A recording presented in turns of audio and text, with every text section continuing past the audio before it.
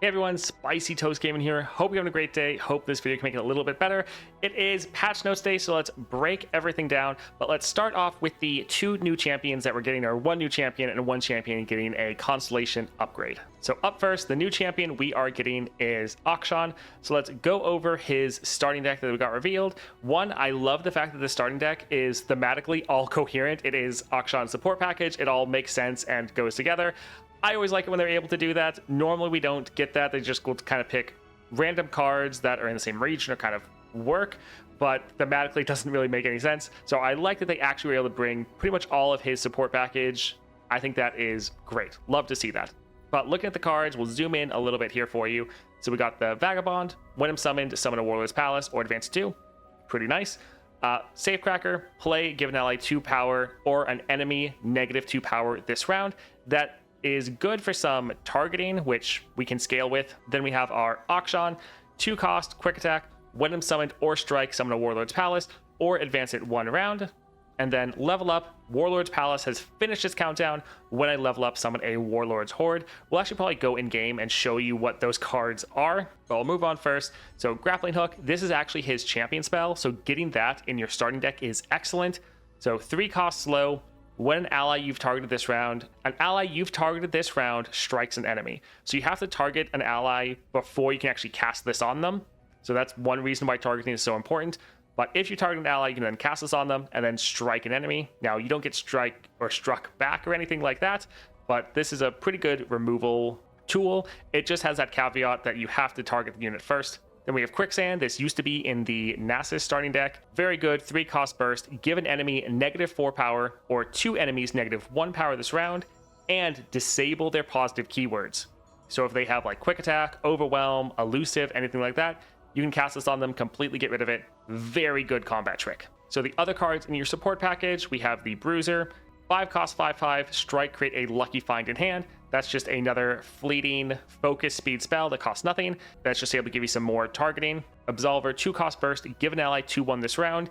If you've leveled a champion this game, create a Absolver's Return, which is just another combat trick. So again, great way to have a combat trick to buff up your units, but then also gives you more ally targeting, which is great.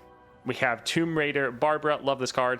Each round, the first time another ally dies or last breath, create a lucky find in hand. So again, making that lucky find for some targeting. Treasure Seeker, when I'm summoned, create a Waking Sands in hand. That is the like 5/2 ephemeral unit. So overall, good starting deck. I love that it has his champion spell in it. I love that it's thematically coherent. And overall, I think it's looking pretty good. If we take a look in game though, here we can see Ouxan.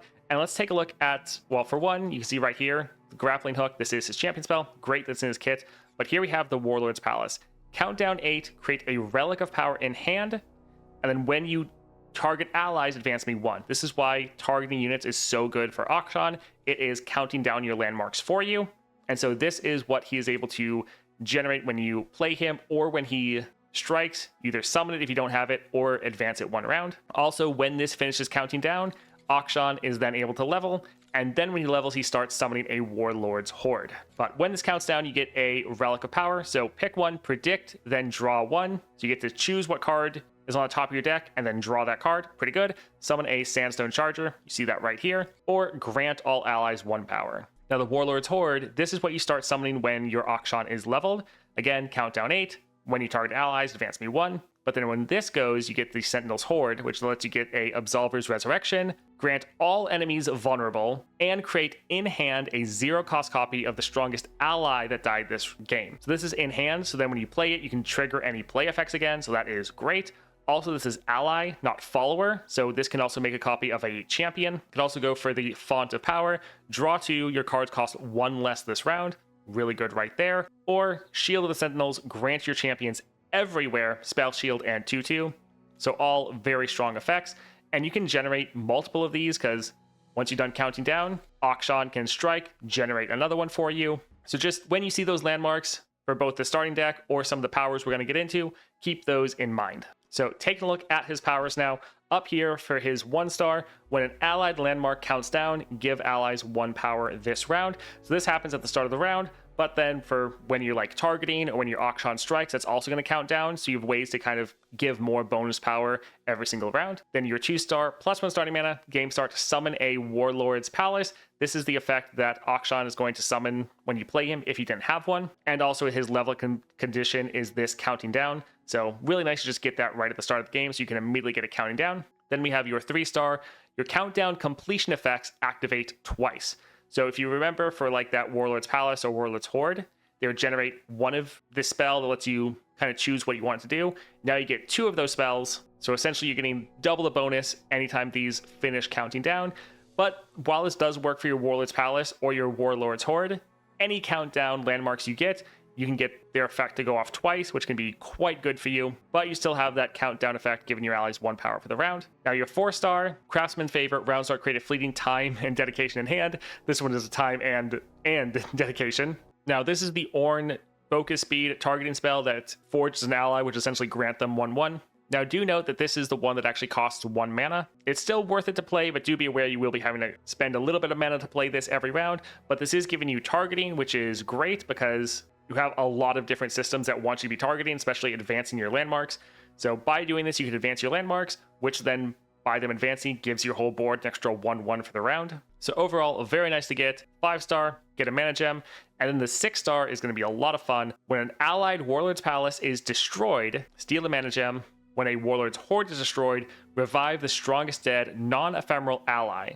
So again, this is ally, not follower. So again, this could target your champions. Now, when your landmarks finish counting down, they are technically destroyed. So this will normally happen by counting down your landmarks, but you could just immediately destroy them yourself. So if you can maybe target or pair up with another champion, such as like a Xerath or Ziggs, or just get any effects that can destroy your landmarks, you could potentially summon a Warlord's Palace, immediately play effect to destroy it, and get this bonus of stealing a mana gem, and then just work on summoning another Warlord's Palace. So I think this will be a lot of fun, and a 6-star you really are going to want to play around and kind of change how you're playing, because you're going to want to be able to get these to go off as many times as possible in a round, so you can steal as much mana as possible, and just revive whatever your strongest ally is.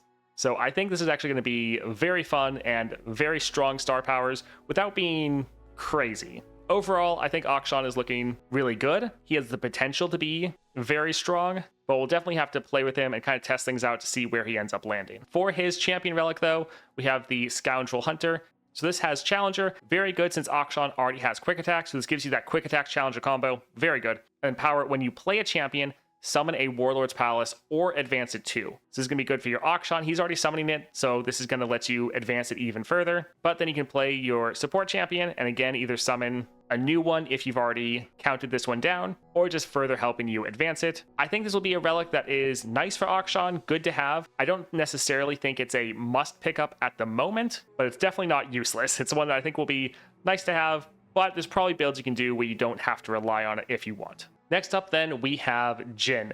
Jin is getting his Constellation, and so first we're seeing his starting deck. It doesn't seem like they have changed anything, which is pretty standard. They normally don't really adjust the starting deck at all, so pretty much the same as we've always had. So let's go and look at his star powers. So first 3 seem to be the same as what they were previously.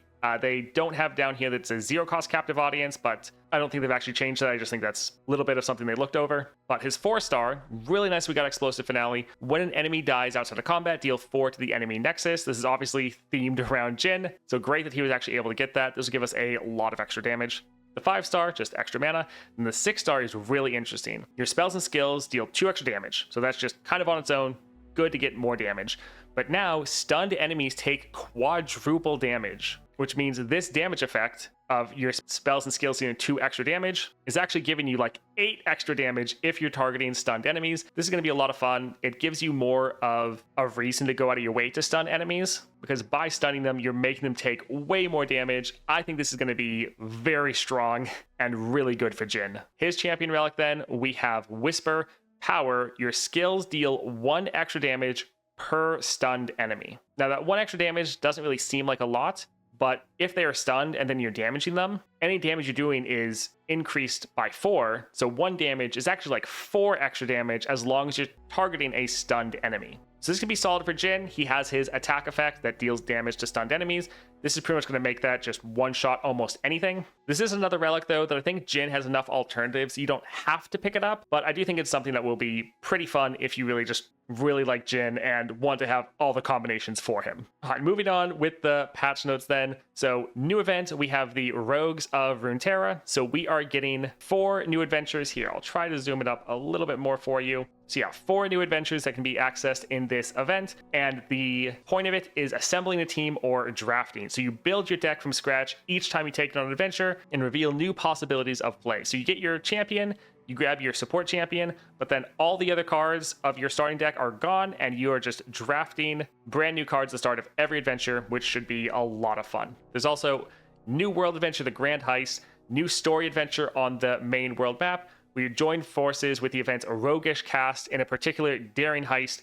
A harder version of this story adventure will be available in patch 6.6 under the Rogues of Runeterra event layer. So this is patch 6.5, so this harder version is going to be next patch, which is still going to be this event. And then with every new patch, we have bundles for the new champions, so 4 and 5 and Celestial bundles. And then there's going to be an interesting bundle. I'm not really sure what's going to be in here, but it's Path of Champions Resource Bundle inspired by Jin. So not really sure what that is. We'll have to see. And then in June, they'll be adding a Pride bundle and then just the Battle Pass bundle. Now with this patch, they're also adding in some new powers for us. So we'll be able to see these in our adventures. Lethality, the foe's Nexus takes 1 extra damage from all sources. Really solid. And then generally kind of a better version of that. Perfection, when you damage an enemy or the enemy Nexus, grow that damage to 4. So if you're doing 1, 2, 3 damage to any enemy or the Nexus, all of that will be increased to 4 damage. This can be very, very good for anyone that just hits the enemy or the enemy Nexus for a bunch of small hits, especially like Jinx or Swain with his 2nd star power, Kai'Sa, Gwen, just anyone that does a lot of small hits. This is going to be excellent for. Epic Escapades, your epic cards cost you less. Okay. Get Swole, when you increase an ally stats with a spell, increase them by 2 more. Great for anyone that spams out a bunch of combat tricks, such as like Master Yi, gem crafting.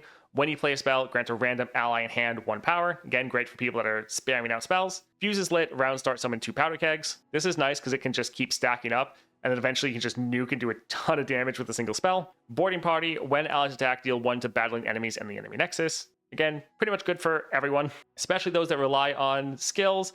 But everyone, it's a good effect for everyone. And then all skills, your skills deal 2 extra damage. Great if you could get this and then pair it with the Boarding Party. Now, unfortunately, they're also taking out some powers. So Seed of Power, that summoned the Emperor's Dais at the start of the game. Reset, this is the one that made the Chrono Breaks. The Shield, this healed you every spell. Grit, this made it so when you attacked, you grew your attack to match your health. Battlefield Training, Round Start, grants your weakest unit 1/1. Then the Grandeur Plaza, this one was an epic power that was very, very fun. It was when you summon a unit, give it 2/2 and a random keyword, as well as Challenger. So very fun. They said, we are making an effort to tweak the balance of powers in the pool to better reflect the spread of playstyles among champions. So we're phasing out a handful of straightforward stat buffers with a few powers with even more varied incentives. Now, as far as changed content, Celebration bundles will all now be permanently available in the featured store for their associated champions, and we've restored any Celebration bundles that had previously been taken down, as well as Viego's 5-star bundle. This is great. Hopefully we get the Starforge gauntlets added back with these, but I'm not sure if that was technically a Celebration bundle. We'll have to see. But this is great. I know a lot of people that wanted to get some champion relics that no longer could. Then the Runeterra Nova Crystal bundle can now be purchased a total of 4 times, and the Shurima Nova Crystal can be purchased a total of 2 times. And then for the Emporium, now Oath of Guardians is being taken away, and you'll be able to get Chosen by the Stars for this month instead. And as far as bug fixes, there's just a visual issue where various bundles in the featured store displayed incorrect masking. Not entirely sure what that means, but great that it was fixed, I suppose. All right, that's it for this patch notes. I think this is going to be a very fun event, and both the champions look like they're going to be a lot of fun to play. I think this drafting mechanic will be very interesting because now every time you go in and play an adventure, even if you're playing the exact same adventure, since your starting deck is going to be totally different, every adventure is going to feel very unique and different from the last, which really should just make the game a lot more interesting to play since every match will be different. Now, we'll be testing out everything as soon as it goes live. If you want a notification, be sure to follow our Twitch channel or join our Discord where we post when we go live as well. Links to all of that in the description down below. I hope this video was able to help you out though, and I hope you have a great rest of your day. See ya.